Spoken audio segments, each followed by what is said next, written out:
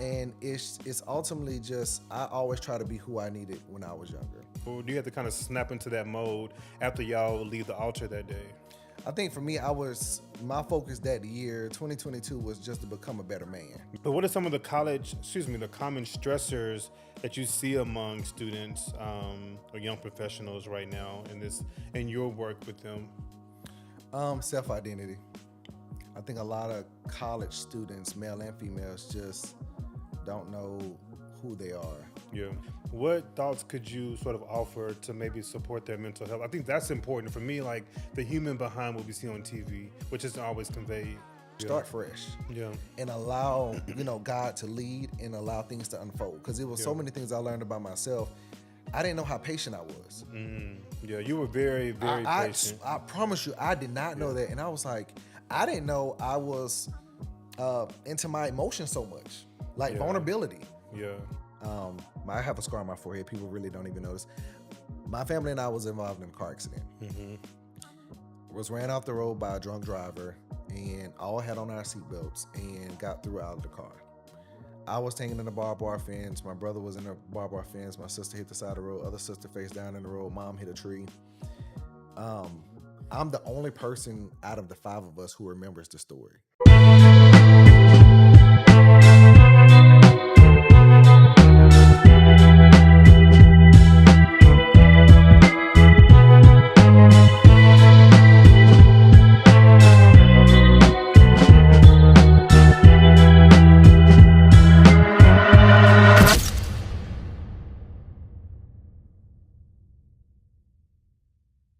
Welcome back to the Heal to Lead podcast, a space where we're coming to unlearn surviving life and embracing wholeness. Listen, it's not about perfection, it's about presence.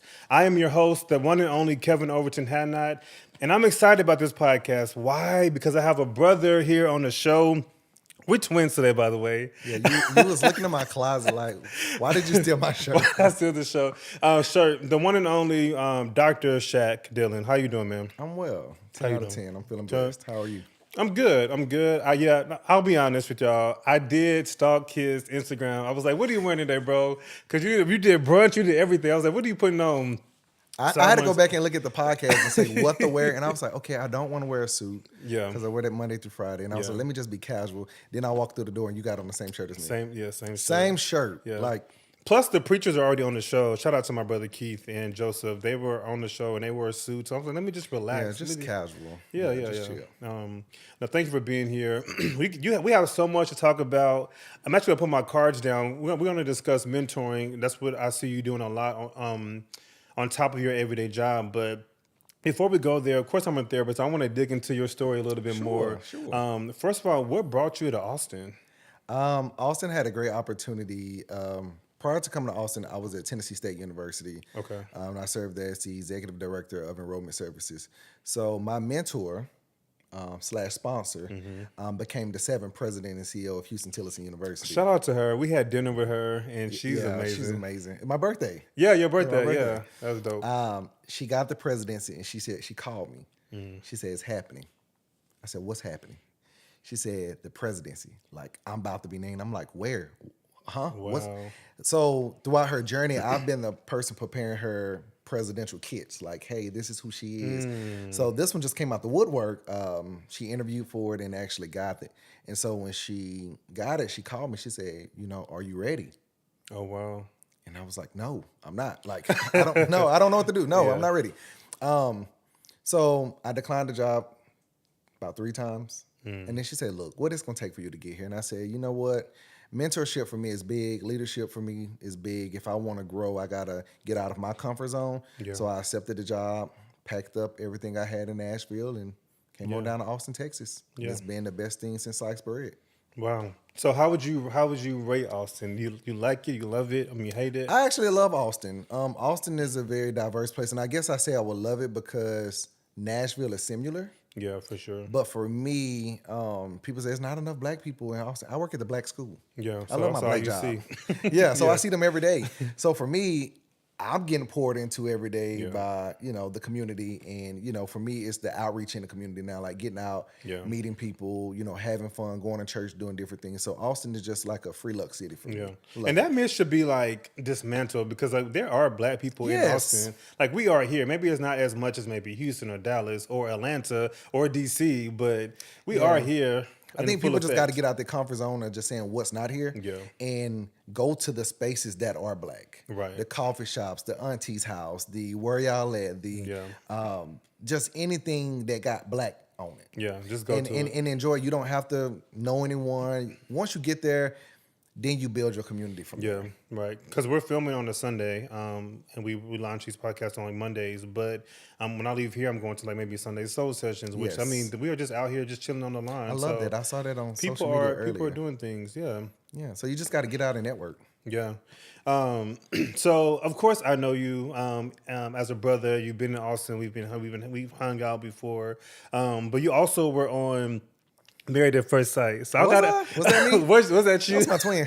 Oh, you did have a twin, right? No, but shout out to you. She's season 16, and I've seen a couple of the other ones, but maybe I'm biased. But this was like my favorite season. I think. Yeah, Season 16 for was me, that one. watching it now is my favorite season. You because- still watch it?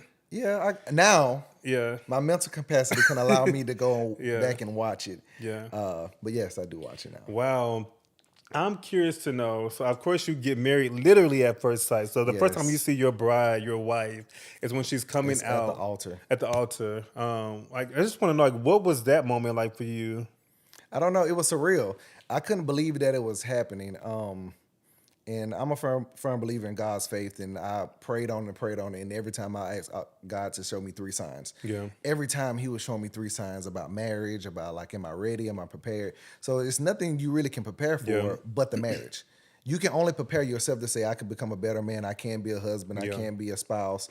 And so mentally, you stand at the altar, you're like, it's real. Like there's cameras hidden, the production is there, your family is there. Yeah. And it's like, okay, deep breath. And then the doors open and there she is. There she is. And then there y'all are as a couple Then there we living are. life, and we get to see sort of how that looks and moving together. I do all these things. For me, was it hard to like become, like were you already in your mind, like you said, becoming a husband, or do you have to kind of snap into that mode after y'all leave the altar that day? I think for me, my focus that year, 2022, was just to become a better man. Yeah. So that's what I was genuinely preparing for. Like, Lord, help me become a better man. Help me tap more into my faith. And it was some lonely nights. Like, living in Asheville, I didn't have any friends. I had one friend, Tasha Carson. And from there, I kind of had to build community. Yeah. But I didn't have much time because the show happened kind of like right after I got there. But yeah, it's just surreal. Yeah. That you gotta like mentally prepare for these things to happen, and the time is ticking. It's like you're on a time clock, So Yeah, because y'all trying to figure out if y'all want to be together this whole time while we're watching y'all story unfold. Of course, all of this, a little bit of production, they're like probably editing different things, so we probably don't see. They edit a lot. we don't see every single thing. I want to ask one question in particular. That's why I brought the show up. And you have to go watch the season to see the storyline to see how it finishes as well. But one conversation y'all had, she was a realtor. She's a realtor, and she's taking you to houses. You're having a real conversation, and I don't even know if she was right or wrong. I'm not even pointing fingers. My question is, do you feel that was so much pressure to put on a man to say, hey, I want you to buy me a house, I want you to buy me a car? Or do you find that that's sort of like what men are supposed to do? I feel like there's like this masculinity mantra that people come with already thinking that man should do all these things. So I really want to know what your thoughts were in that moment and what was coming up for you. Now looking back at it, having watched the episode, that was like a peak in a season, like of people talking about it. And for me, what she said was not wrong. Yeah. I never disagreed with what she said. I never disagreed with what she said was wrong. Yeah. I kind of disagree with the delivery at the time. Yeah. But for me, I didn't have that male figure in my life to show me that this is what a man's supposed to do. You should step up and support your spouse and buy the house and buy the car, whatever the case may be, if that's what you choose. But you all have to decide as a spouse, as a couple, what's better for you all. Right. $1.9 million? Yeah, I wasn't about to buy no $1.9 million house. But Do I want to provide? Yes. Do I Yeah. want to make you have a soft life? Yes. Do I Yeah. want to provide these things? Hey, for your birthday, I bought you a car, push gifts, we're going here. These different Right. things I want to support and be there for you. But in that moment, it was just like the cameras was rolling. I'm like, I don't know if she's serious, she not.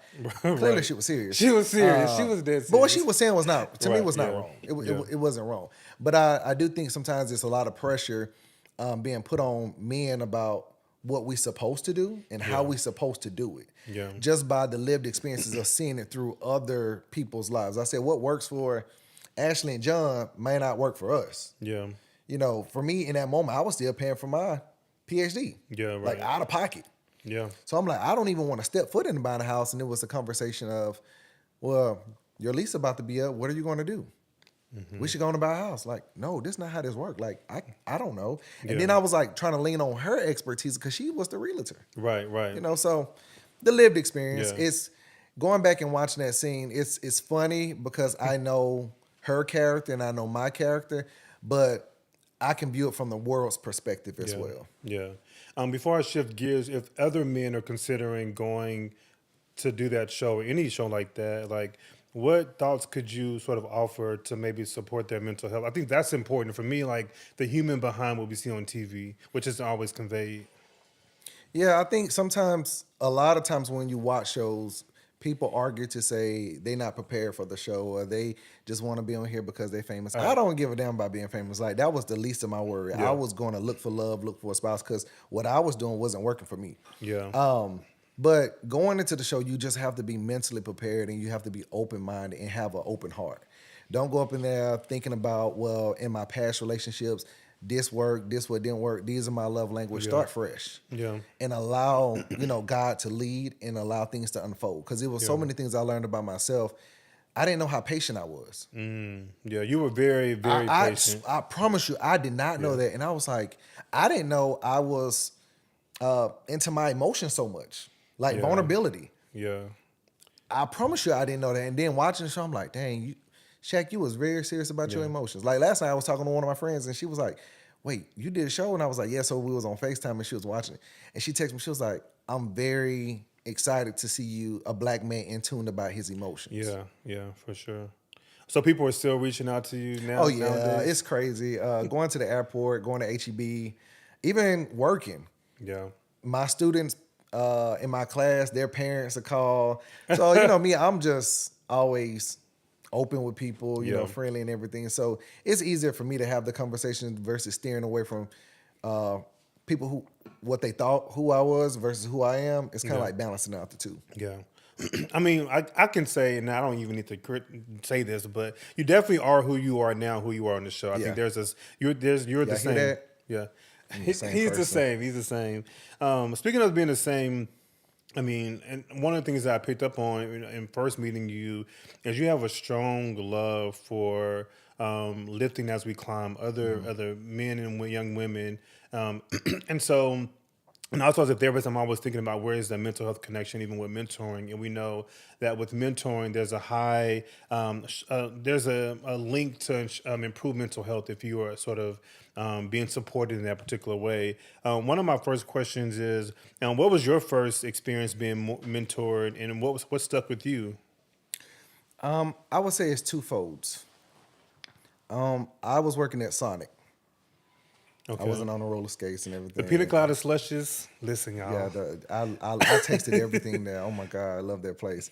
I worked at Sonic and I went to go cash my check at a grocery store. This gentleman named Mr. Eric Pierce owned the store.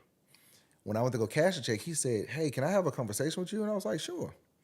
So, older white gentleman pulled me to the side and was like, "Hey, I've watched you come in the store a lot. People always talk about you in the community. I see you a student leader at your high school. Have you ever thought about working here?" Now, he's very selective on who he allowed to work at the store. So I was like, It was literally a block away from my house. I could walk to work. Oh, wow. I started working there, and I picked up on his mannerism of how he treat people.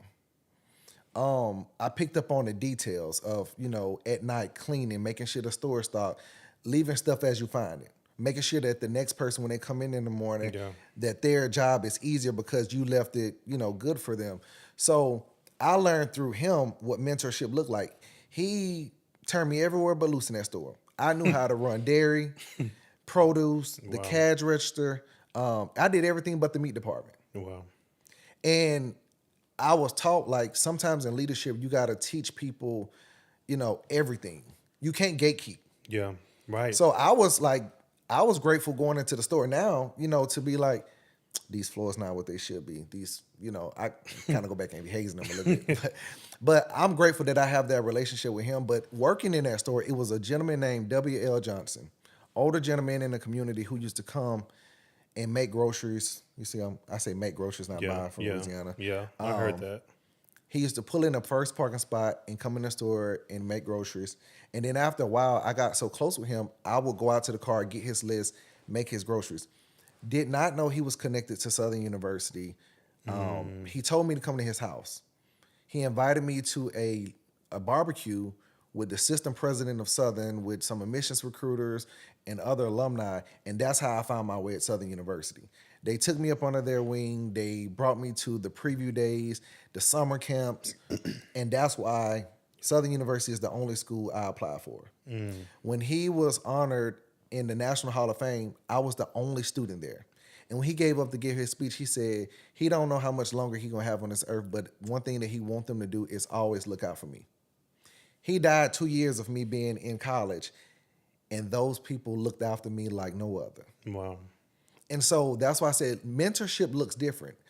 Mr. Eric Pierce, he was a good mentor in my youth because I was learning things that I didn't learn at my house. Right. Then going to college, he was teaching me that, once you've reached this status in life, you got to do it for someone else. Yeah. So those are two individuals I hold near and dear to my heart. And even Mr. Eric Pierce, his daughter ended up coming to get her master's degree from Southern University. Oh, wow. Because I was there. So you never know, who's watching when it comes to mentorship from far away. Yeah.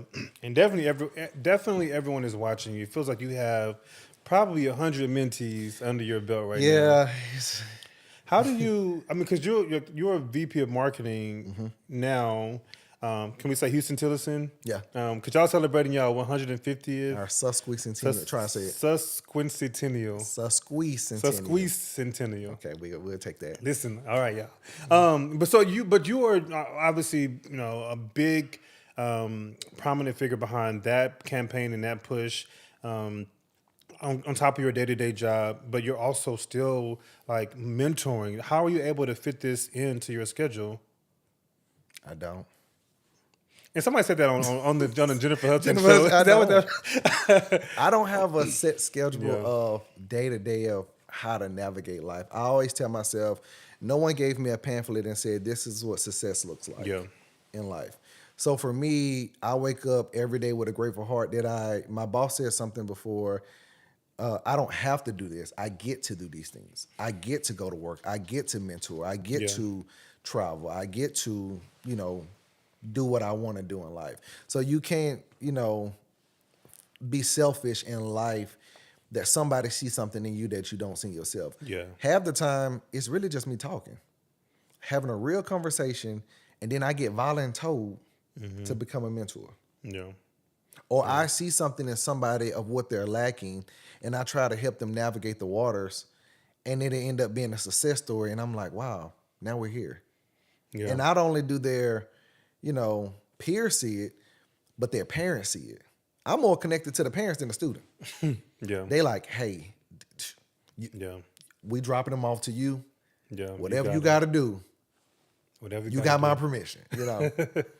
But okay, so now this may be like a question for those people who might not be able to get the privilege to be mentored by you, but how does Shaq decide who you get to mentor and who you don't mentor? Or I know, again, I'm using mentor loosely and however you want to define it.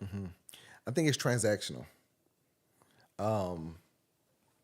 You have to pour it in me, I have to pour it into you. Yeah. And a lot of times you may have an expertise that I don't know. I give you an example. One of my mentees is sitting in the room right now. Devin Pineda. And shout out to him, by the way. Shout out to Devin, 21st Mr. Houston Tillison. But even with him, there was no structure of how did we become mentor and mentee. It was, I knew what he wanted to accomplish. And we had a conversation. And I said, this is how you accomplish it. And once you accomplish it, then we'll go from there. He won Mr. Houston Tillerson. We traveled to Claflin University for NASAP. We ended up going out the country, to China. We went to Kings and Queens. So my summer of 2023 was filled with experiences with this young gentleman who have never experienced a lot of these things. So for me, I'm sitting back looking like, wow, like I'm experiencing it with you. Right. So this is the first for me as well. So it sometimes you can't put it in black and white of what mentorship look like. It's those day-to-day life experiences that helps build the bond between a mentor and a mentee. Yeah. But you wouldn't be able to take everybody on. So has there ever been anyone that you sort of like, I can't like pour into you the way I really want to? And maybe that's not even like a explicit thing that you're doing, but has there been like are there any guardrails to like your limits? No, it's no guardrails, but I just hold people accountable. Yeah. Like if you say you want mentorship, you have to prove it. Yeah. You have to show up. You have to have a sense of urgency that what do you need for me to be your mentor? Because my mentorship look different than a lot of people. Right. Some people mentorship, they need meetings on a schedule. They need check-ins. I don't. Yeah. I'm like, hey, what you need? Yeah. Hey, if something you in desperate need, call me. Yeah. I don't care if it's 3 a.m. Like, call me because you're away from home. I'd rather call me because I'm here. Yeah. I can show up faster than your parents can, and then we can navigate it from there. Yeah. I love that. Do you have a story that you could offer where maybe a mentee has sort of turned the corner in your mind? Thank you for checking out this week's episode of the Heal to Lead podcast on YouTube, Spotify, Apple Podcasts, and iHeartRadio. I am Kevin Overton-Hadnot, and I am also the author of A Man's Guide to Healing and Leadership. This journal right here is available today on Amazon.com. This is a 21-day journey to reclaim your strength, your purpose, and authentic leadership through healing. Come on, get this for your husbands, your uncles, your cousins, your boyfriends, your brothers. This is a 21-day self-guided reflection tool that they got to get today. Check it out. Turn the corner, go right or left? Hopefully right. Like good or bad? Let's go good. Let's go good. I think all of my mentees. Yeah.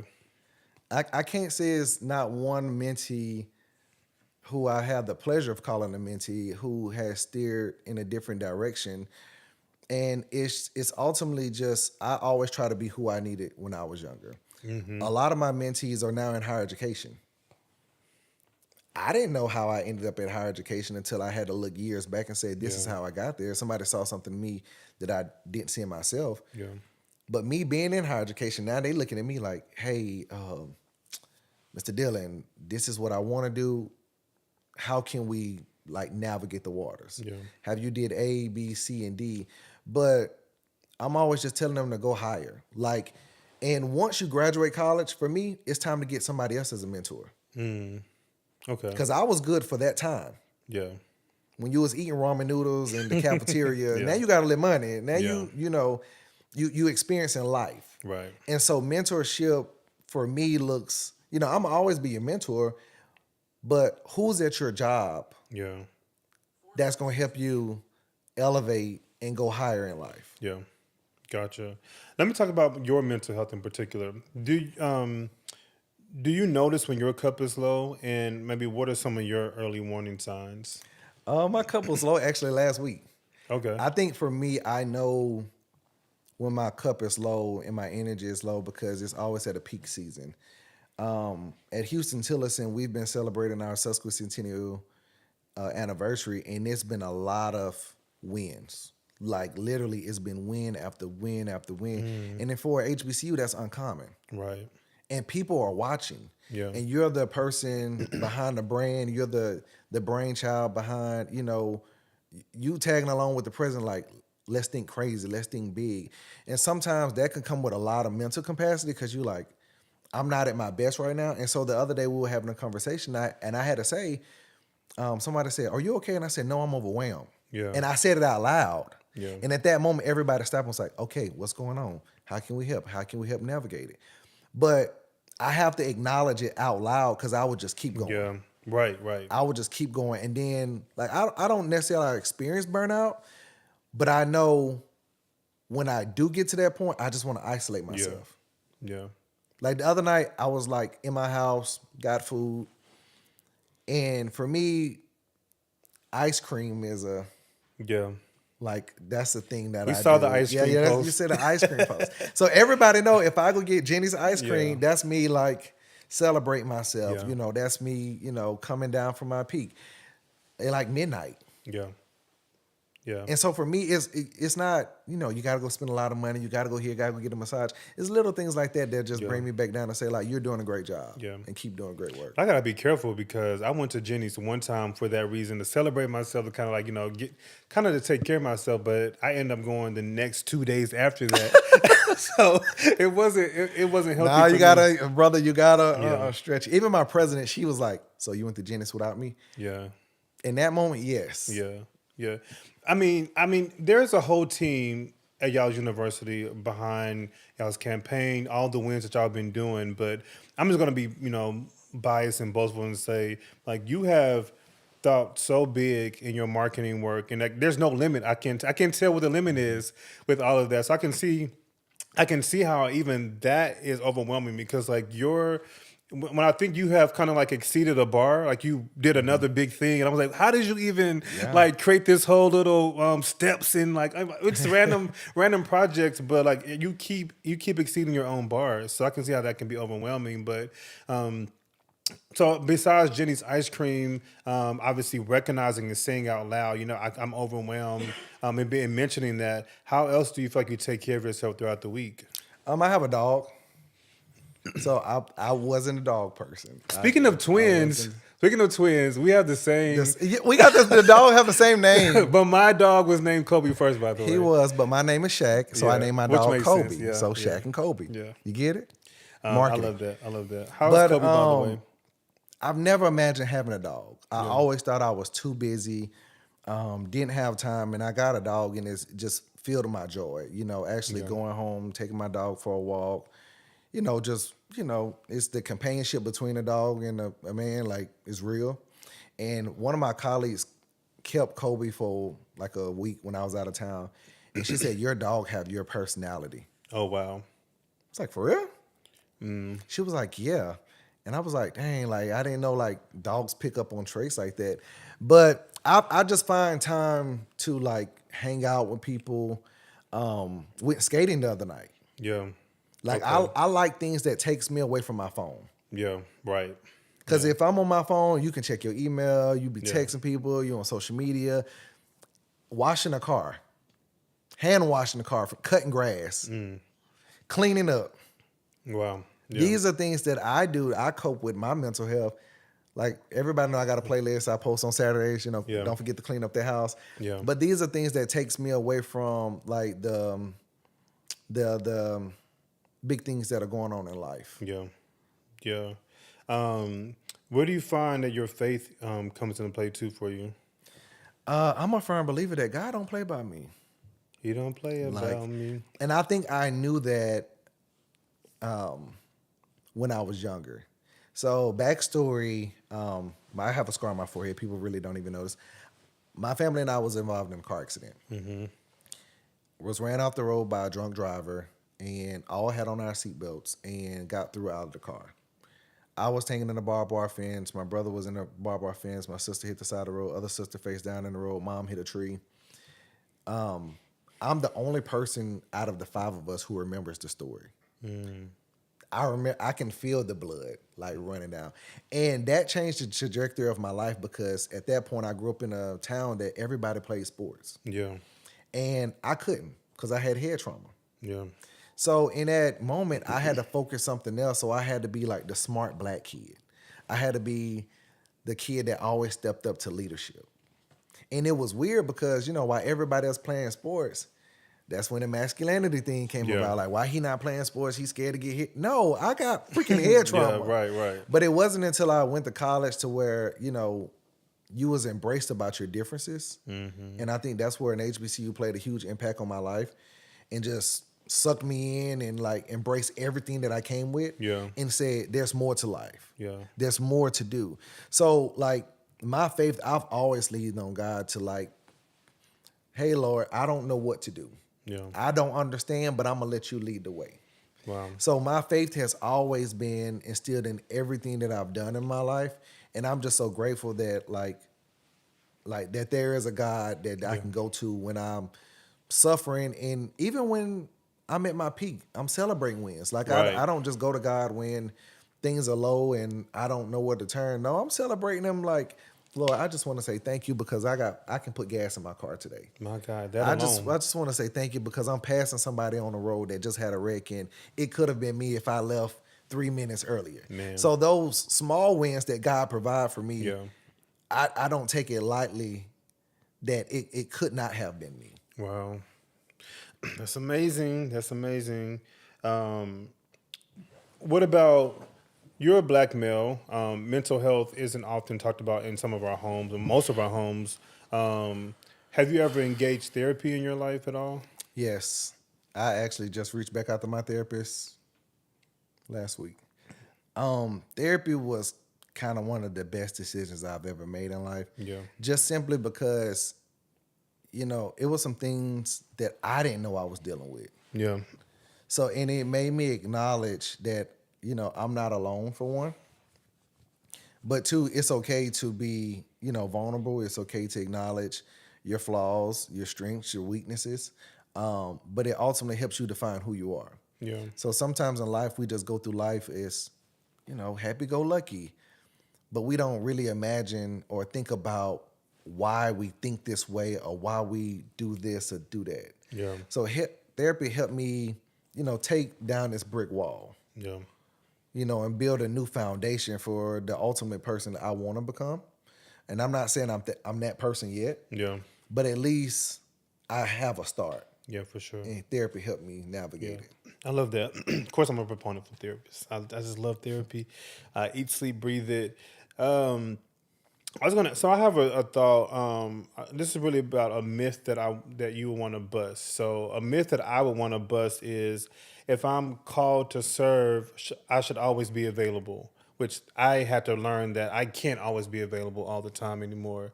Because my time, and when I am available, when I am sort of tied down in sessions or doing something, I'm giving my all. I'm pouring myself, my whole body, my whole being into that particular moment, that person. So again, if I'm called to serve, I should always be available.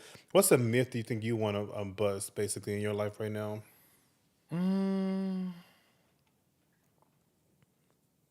Come back to me on that question. Let me think on I it. got you. I'm gonna put this on the side now. Put a pin in it. I put a pin. So what do you feel like are some? Because again, you work a lot with. I'm just craft the demographic more of a college age students at this point, right? But what are some of the the common stressors that you see among students or young professionals right now in your work with them? Self-identity. I think a lot of college students, male and females, just don't know who they are. Yeah. And sometimes they get lost in the shuffle of, comparison. And I'd say comparison is the thief of joy. So even with my students, they're like, follow me back on social media. And then I go follow them and they got one picture. But then you go to events and they take 300 pictures. Yep. And then they can't Yep. even get it down to one to post. Yep. And for me, I'm like, I just post because I like it. You're right. I'm not worried if I got 300 likes or 5,000 likes. I don't need to archive the photo. I don't need to make sure it goes well with my algorithm. Yeah. I gotta make sure it's a color palette. So I'm learning these things in today's society, and it's a difference within the students with pre-COVID students and post-COVID. Mm-hmm. Post-COVID, just enjoy it. We just lived. Just live. Yeah.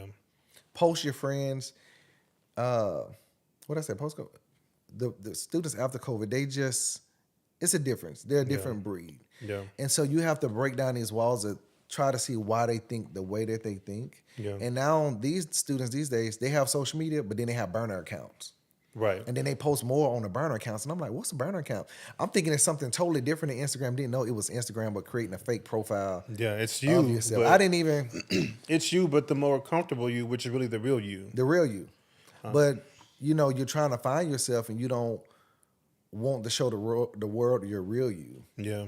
So these students struggle with like the self-identity of ultimately who they want to become. Like sometimes they fear of saying, I'm this person, Yeah. because they scared of what their peers may say. Oh, you arrogant, you this, or you this. No, I Yeah. want a title. So I gotta fulfill the duty Right. of being this person. So this is my job. Yeah. People should read Mel Robbins' book, because the Let Them Theory.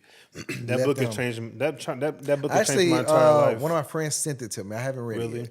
you got to read that. I do a book club on Sundays for this right now. We're on chapter 8 and 9 tonight. Because we're filming on a Sunday. But she says we have to. People are going to talk about you. People are going to say negative things. She said, let them do that. But you get to let you show up how you want to show up authentically, in your own way of, you deserve to be who you are. You're already great. God made you, who you are. And so if you already know that they are going to have negative thoughts, let them do that. Don't even worry about Yeah, I that. tell people all the time, if they're not talking about you, that means you ain't doing something right. Yeah. And even if they are, that's their perspective. That's not who God called you to be. So Hate me, love me. I love that. Well, what are other common stressors that you find? So identity is one. What else comes up for you? I said self-identity. I think the other would be just time management. Yeah. And I tell my students, you have the same 24 hours in a day as Oprah Winfrey, Tyler Perry, Shaq, Dillon. Yeah. And you can only allow yourself to do so much. Me, I would like to be a morning person. I'm not. Yeah. I would love to wake up at 5:30 in the morning, work out, cook breakfast, get my day started early. I'm not that person yet. Yeah. I'm striving to be, Yeah. but I can acknowledge. Yeah, for sure. But even with time management, it's like students, like my little brother's a freshman in college, and he stay up all night playing a game. And I'm like, well, when do you sleep?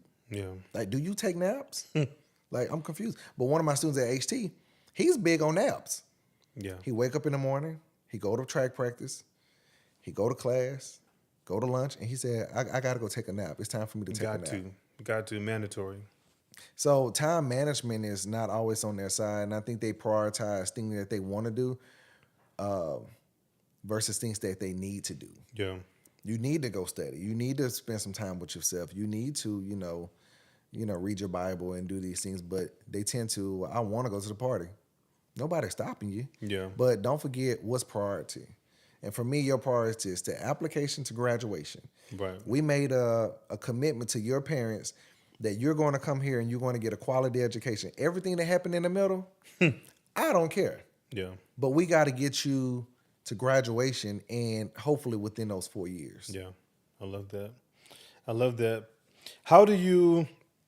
So I know you're mentoring. I think of mentoring in this. I think of let me say it this way. There's like a continuum of support so we can offer. There's like mentoring. There's peer support. There's therapy. There's more crisis. There's more inpatient, right? And so, but I'm thinking, like, how would you yourself think about like when to maybe, okay, I mentored you enough, but you might need some deeper, or what we call a higher level of care. Like, are you looking for signs, or how do you point that out from people? I just and like you said, I mentor a lot of students, and I've never even wrote it down to see like how many of them are there, because it's not like you can't put a price on mentorship. Yeah. You can't put a price on success. You can't put a price on leadership. So I don't limit myself to thinking that it only got to be in this circle. Yeah. But I don't think that's necessarily a point. Mm-hmm. Like, I've had mentees to where, they graduated, they go on with their life, they have amazing jobs, they get married, they have kids. Yeah. But at the same time, I still think of them as a mentee. Yeah. Of when our initial conversation started, like, hey, I need help, and this is what I need help on. And now you can look back and you can look up on the journey. And for me, I always say, now it's time for you to do it for somebody else. Yeah. I don't care if it's in your church, in the neighborhood, your apartment complex. the grocery store. Find somebody that you can pour into, because that's what cost me. Yeah. That's the cost. Like, you doing it for someone else, paying it forward. Yeah, I love it. So I don't think there's no time frame, but then there are things that happen in their lives, and death, like things that life don't prepare you for. And sometimes when they hit that brick wall, they can go back into that dark space and don't realize it. And you have to help them navigate, hey, nobody coming to save your ass. Yeah. Like, get up in the morning, go to work, and do what you have to do to pull yourself out of this dark space. Love it. The honest to God truth. So in this letter to the listener segment, I want to do it a little bit differently and just ask you a few things just really related to you pouring into other young people, and kind of just talk about it from like a knowing, being, doing mindset. So I wanted to ask you, in knowing, what do you feel like are 3 truths you would want every mentee to carry?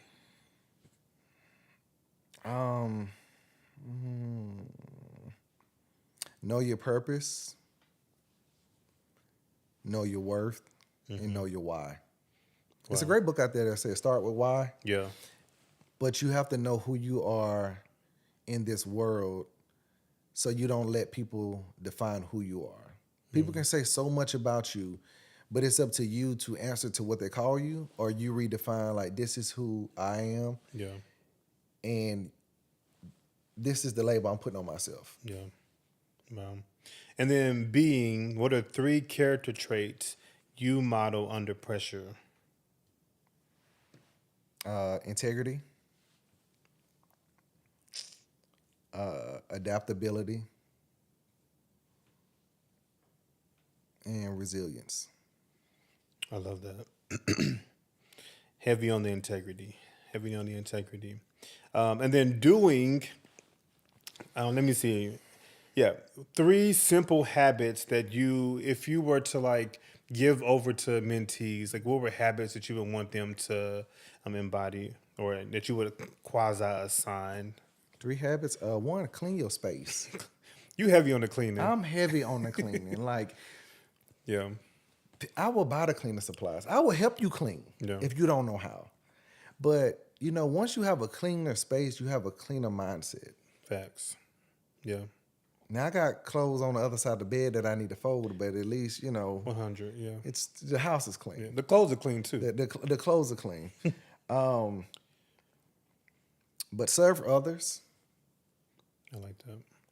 because it don't matter if they're older than you, younger than you, always have a sense to serve and to give. And sometimes people think, I don't have no money to give. Well, you can give your time. Right. You can. That's why I pick up the phone. They call, hey, if I'm not available, say, hey, I'm not available, I'll call you back. Calling you back may not be today.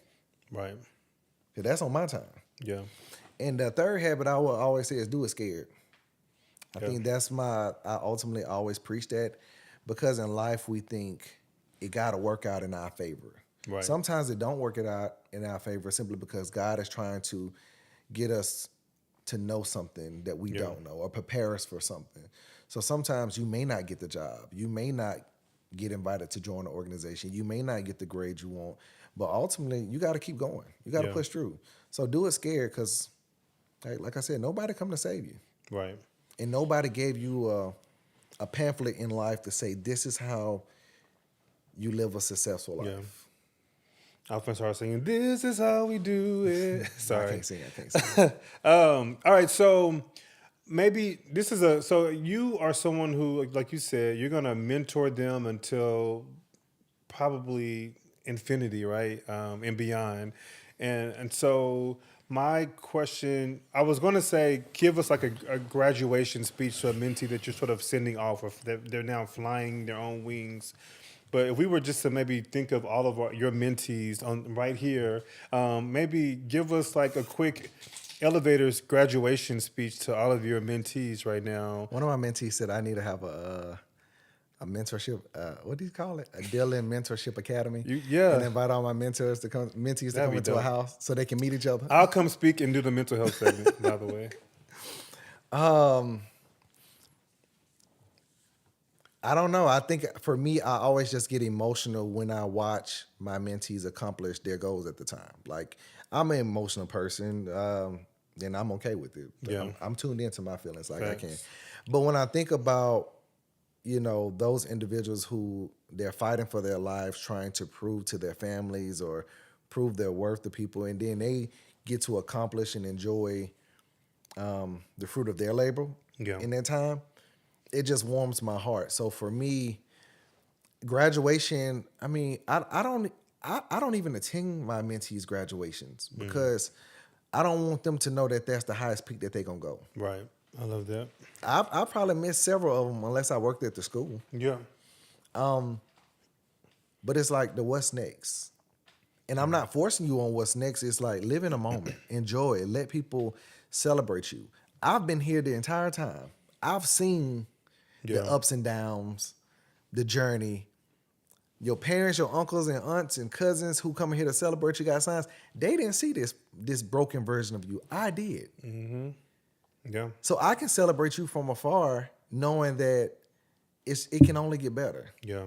I love that. So now, like, listen to my mentees. Like, one of my mentees, he's works at Eli Lilly in Washington, D.C., and he took the job, and he was like, okay, they provided me with, moving stipend. They provided me with a car. They provided me with a credit card. Yeah. He was like, I don't know what to do with this. I'm like, live. Enjoy your life. Yeah. And he's up for a promotion. He pledged Alpha up there. He is now. Oh, no, I'm just kidding. We love that. We love the brothers, Shout out too. to brothers. And now he's in grad school at Hampton. So now my mentees call me with updates. Hey, you don't know this, but I just want to let you know I enrolled at Hampton. I don't know what I'm doing, but you say do it scared, so I'm doing it scared. Right. And I'm just like, okay, cool. Here we go. I love that. Do it scared. Scared. That is the mantra of the day. So we're closing out this letters for the listeners section or from the listeners section. But if you want to write to the show, email healedtolead@gmail.com, and we'll read a letter on the show. We're holding space for those who are navigating mental health, life, and everything in between. But before we wrap it up, Dr. Dillon, I want to ask you, what is you gave us a couple healing habits I would think about. The question is, what is one healing habit you want to leave with us? And a healing habit is like small bite-sized things that we can do every day in our journey as we're on our healing journey. You gave us clean every day, right? You gave us, what was one more? I think I'm missing it, but what was one you want to give us? I would say the one that I will leave you with is impact over influence. Mm-hmm. A lot of times people want to mentor the popping people. Yeah. The people who they see them going places, rather than building a legacy for themselves. Yeah. And mentorship don't come with a status. So as you lift and as you climb, you have to realize that what you're saying is going to impact somebody's life. Yeah. Today. Yep. And what you say may deter a student from thinking negative. Mental health is real. Facts. I've had students who had suicidal thoughts, and you have to talk them off a ledge or harming themselves or dropping out of school or just making bad decisions. Yeah. So when you lead, you have to think of you in that moment. Think about 18-year-old Shaq and what he needed in that moment, and how could one help him. So impact over influence. Lead with integrity. Yeah. And know that, hopefully what you're saying, it resonates with them and that they can ultimately live a life that they never imagined because of you. Yeah, I love that.